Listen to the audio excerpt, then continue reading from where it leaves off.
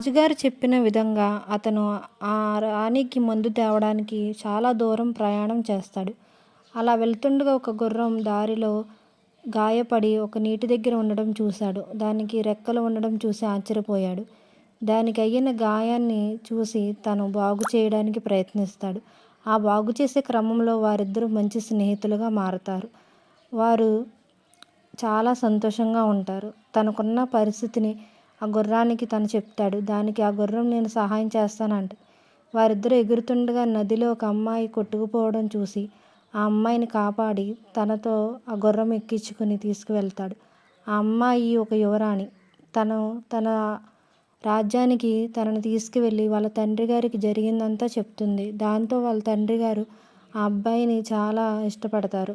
ఆ అబ్బాయికి ఆ అమ్మాయిని ఇచ్చి వివాహం చేయాలని కూడా అనుకుంటారు. ఆ రాత్రి అక్కడే ఉండమని బ్రతిమాలుతారు. అప్పుడు ఆ అబ్బాయి ఆ రాత్రి అక్కడ నిద్రపోతుంటే ఆ అమ్మాయి తన గదిలో ఉన్న లేఖను చూసి దాన్ని చదవడానికి ప్రయత్నిస్తుంది. చదివి చాలా భయపడుతుంది. ఈ అబ్బాయికి ప్రాణాపాయం ఉందని తెలుసుకుంటుంది. దాంతో ఆ లేఖను మార్చాలనుకుంటుంది.